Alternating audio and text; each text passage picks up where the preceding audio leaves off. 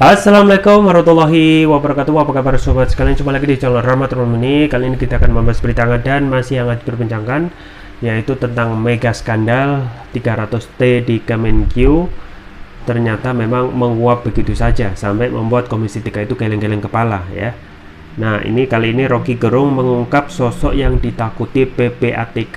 Nah, ini apakah ada hubungannya yang menyebabkan kasus mega skandal itu janggal 300 triliun itu bisa dianggap beres ya. Ini sesuai dengan newsworthy.co.id. Langsung saja kita baca dan kita ulas. Newsworthy Jakarta. Pengamat politik Rocky Gerung mengungkapkan sosok yang ditakuti PPATK sehingga terkesan mundur dalam mengusut transaksi janggal 300 triliun di Kementerian Keuangan Kemenkyu.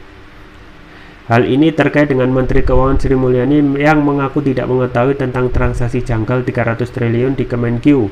Padahal seharusnya responnya tidak demikian. Dia mesti refleksi bahwa iya, itu memang salah saya.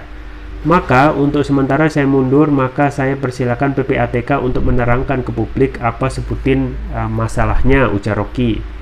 Jika Sri Mulyani mengakui kesalahannya terkait transaksi tersebut, maka PPATK akan bisa menerangkan permasalahannya yang sampai mengirim laporan 200 kali ke Kemenkyu atas transaksi 300 triliun rupiah.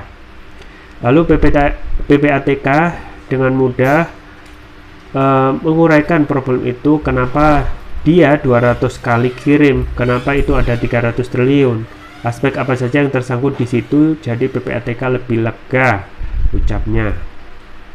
Namun dengan mengatakan tidak tahu, Sri Mulyani terkesan tidak mau mundur, sehingga PPATK terlihat takut untuk kembali mengusut lebih lanjut. Tetapi karena Sri Mulyani tidak mau mundur di PPATK juga takut, jangan-jangan Sri Mulyani fight back terus kena PPATK. Ungkapnya dikutip Newsworthy dari YouTube Rocky Gerung Official Kamis. Atau Sri Mulyani menghitung bahwa iya, saya masih mampulah menerangkan itu karena saya tahu kemana arahnya uang itu mengalir, sebetulnya dipakai buat apa itu, tandasnya. Ya sobat sekalian, itu ya terkait dengan aneh gitu ya, kenapa transaksi yang yang keluar ya tentang mega skandal 300 triliun itu langsung dianggap beres ya.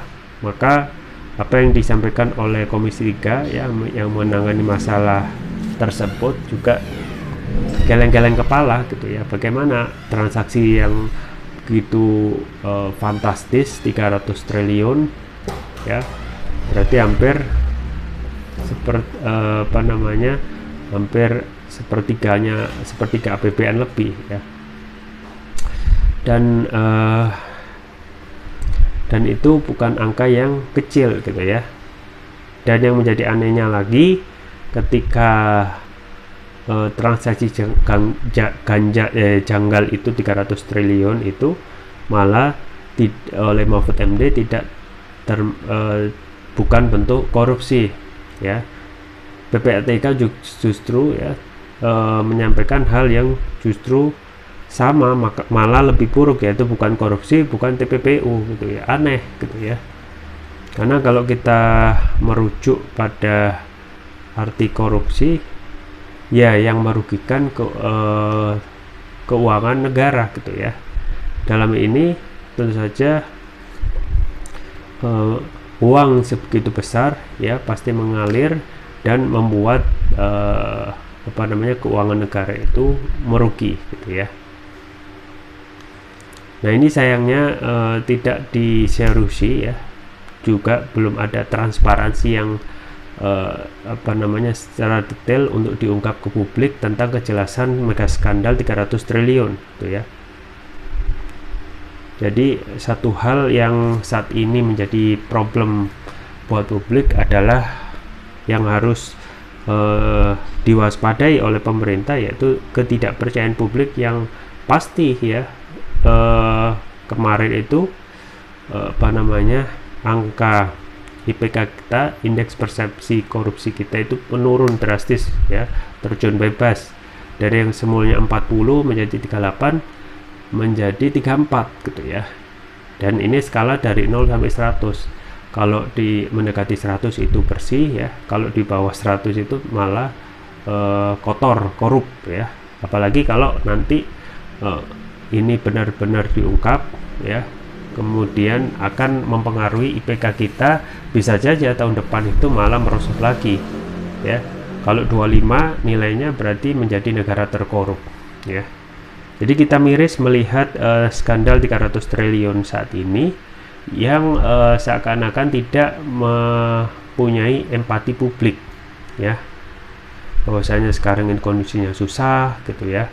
Kemudian jangankan untuk mendapatkan penghasilan ya, untuk menyambung hidup dengan makan sesop nasi itu banyak orang yang nggak mampu gitu ya, di Jakarta ya, di kota-kota besar ya, bahkan di desa itu.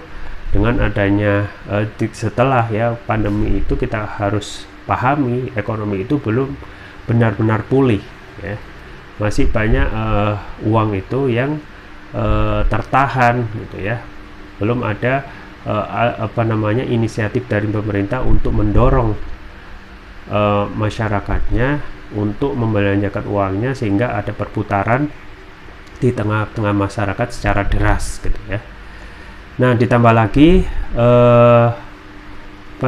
kita terus-menerus disajikan ya informasi tentang tindak pidana yang dilakukan oleh pejabat publik, yaitu korupsi ya. Dan korupsi bukan main-main gitu ya, bukan 10.000 20.000 gitu ya, miliaran. Bahkan ini kalau sudah menyentuh ratusan triliun, berarti menjadi indikasi ya tidak mungkin dilakukan oleh segelintir orang, tidak mungkin dilakukan oleh segelintir orang ya, pasti dilakukan oleh orang secara berjamaah. Dan ini menjadi permasalahan serius di negeri ini gitu ya. Jadi misalnya kalau kita tanya lembaga atau institusi apa yang tidak dimasuki ataupun terjadi praktek KKN di sana ya, korupsi, kolusi dan nepotisme ya, hampir tidak ada gitu ya. Dari lingkungan yang paling rendah ya, RT RW ya, ataupun kecamatan, kelurahan, itu sudah menjadi budaya yang mengurat akar gitu ya. Jadi kita juga mengkhawatirkan ya, apalagi kalau kita melihat bagaimana respon dari presiden ketika melihat angka IPK kita itu terjun bebas ya. Jadi tidak ada respon yang sifatnya marah ya, ataupun merasa malu ya ketika Indonesia ini nilai IPK-nya paling buruk setelah reformasi gitu ya. Dan ini juga kembali lagi ya, harus menerima bahwasanya kepercayaan publik kembali lagi diuji ya. Dan ternyata ya, apa yang dilakukan oleh pemerintahan Presiden Jokowi Ma'ruf untuk memerangi ya tindak pidana KKN ya, termasuk di dalamnya juga TPPU yang semuanya tentu saja merugikan keuangan negara ya, belum ada perbaikan yang sifatnya strategis ya. Jadi terkesan hanya lip service semata, tetapi bagaimana untuk melakukan pencegahan ya, pembersihan ya, good governance dan clean government itu tidak ada political will ya. Dan wajar saja ya, ternyata itu juga yang diungkap oleh Begawan Ekonomi Rizal Ramli ya. Kaisang Pangarep, anak presiden ya, dalam masa pemerintahan Presiden Jokowi bahkan memiliki ya, selama masa pemerintahan Presiden Jokowi ini memiliki hampir 60 perusahaan gitu ya. Dari mana gitu ya? Kemudian itu kalau tidak ada ya unsur-unsur KKN, maka jelas saja kita harus mengakui bahwasanya ikan busuk itu dari kepalanya ya, kepalanya harus dipotong ya, supaya tidak menjalar. Ibaratnya suatu tumor yang akan menjalar kalau tidak di stop ya. Nah, kalau kita melihat unsur transaksi janggal ini juga aneh gitu ya. Bagaimana mungkin ya saat ini ya Sri Mulyani yang sudah malang melintang sebagai bendahara negara selama 15 tahun itu tidak ada sifatnya perbaikan dalam internal institusinya, yaitu Kemenkyu ya ada 200 kali transaksi ya, pemberitaan di media, atau kalau nggak salah ya terkesan tidak ada tanggung jawab yang signifikan ya, dalam artian harus mundur gitu ya, tidak ada perasaan bahwasanya ini ada tanggung jawabnya yang harus dijawab ataupun konsekuensinya harus mundur karena tidak mampu menciptakan gitu ya suasana birokrasi yang bersih gitu ya. Nah misalnya dalam satu sekolah gitu ya, ketika ada pelanggaran yang dilakukan oleh siswa-siswinya gitu ya, entah itu karena menyontek ya, yang menjadi pertanyaan ya, yang menjadi tanggung jawab selanjutnya yaitu kepala sekolah gitu ya, yang menaungi ya, pertama guru ya tidak bisa memberikan pendidikan, kemudian pengawasan ya, berarti pengawasannya lemah dong gitu ya, sehingga harus ada tanggung jawab gitu ya. Sama seperti Kemenq saat ini yang terjadi sampai 200 kali transaksi dengan nilai transaksi 300 triliun, kemana aja gitu ya. Pantas kalau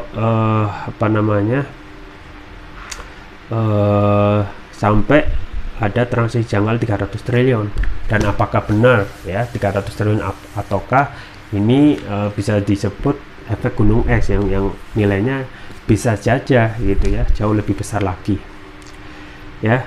Dengan kasus Red ya, Rafael Alun Trisambodo ya, kita ketahui ini adalah kasus yang tidak sengaja yang diungkap ke publik, yang akhirnya membuka borok-borok ya sebagian pegawai Dirjen Pajak yang melakukan ya penyelewengan dalam fungsi tugasnya sebagai pejabat di lingkungan DJP gitu ya.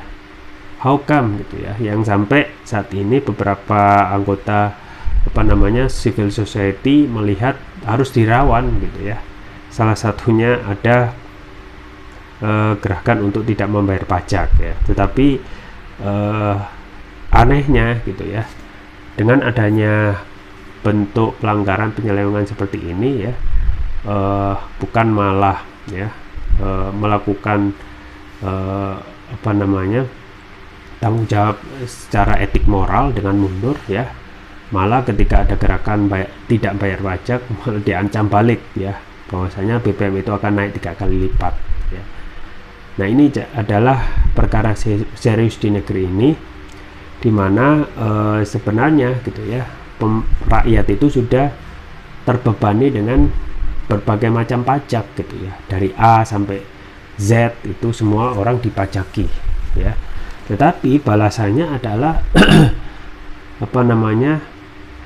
tidak ada jaminan semua yang diberikan oleh rakyat melalui pajak itu bisa dimanfaatkan semua, tetapi potensi penyelewengan itu jauh lebih besar yang terjadi ya, sama seperti yang dilakukan oleh Rafael Alun Trisambodo.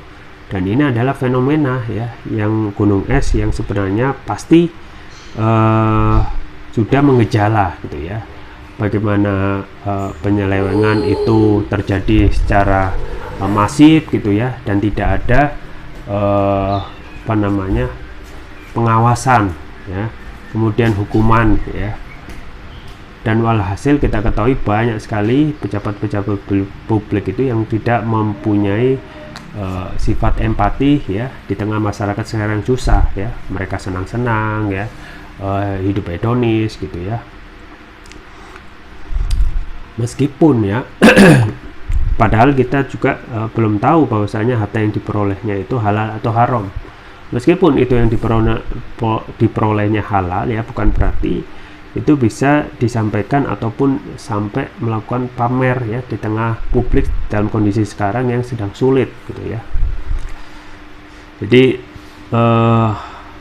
kita juga agak miris ya dengan berbagai institusi yang ada di negeri ini ya, belum selesai masalah Sambo ya, tentang bagaimana gaya hidup sebagian perwira yang melakukan pamer ya, pamer harta dan menampakkan gaya hedonisme ya. Jadi memang benar-benar kondisi negara kita itu dalam kondisi yang tidak baik-baik saja ya, terutama terhadap masalah KKN tersebut, korupsi, kolusi, dan nepotisme. Bagaimana uang itu beredar, diselewengkan ya dalam jumlah yang tidak sedikit ya, miliaran maupun triliunan. Itu tidak terjadi adanya tindakan tegas gitu ya, tidak ada tindakan tegas gitu ya. Maka wajar jika akan ada pengulangan-pengulangan gitu ya. Dan saat ini kejadian ataupun tindakan hedonisme ya, gaya hidup pamer yang itu diketahui ya, hampir di rata-rata mereka yang tidak ketahui asal muasal perolehan harta itu melakukannya tanpa ada sikap ya, empati kepada rakyat publik saat ini yang sedang sulit. Dan itu ya kita ketahui dalam konstitusi ya, tindak pidana korupsi ya, khususnya untuk beberapa pejabat di Kemenku yang terlibat dalam penyelewengan ataupun transaksi janggal itu tidak ada untuk memproses ya dengan memakai undang-undang tipikor gitu ya, hanya undang-undang ASN yang otomatis akan menjadikan mereka itu tidak akan jerah gitu ya. Malah yang terpikir adalah bagaimana untuk kalau bisa melakukan ya penyelewengan sebesar-besarnya gitu ya, nanti bisa membayar penegak hukum ya, bisa membayar dalam pihak penjara, dan sisanya masih banyak ya. Akhirnya ya kembali lagi gitu ya, kita akan menjadi yang hancur lebur gitu ya. Keadilannya sudah dibeli gitu ya, kemudian juga dari segi atasan ya, tertinggi ya, tidak bisa memberikan teladan dan terkesan hanya lip service semata. Itu saja bisa saya sampaikan, semoga bermanfaat. Jangan lupa like, share, dan subscribe. Sampai jumpa lagi. Wassalamualaikum warahmatullahi wabarakatuh.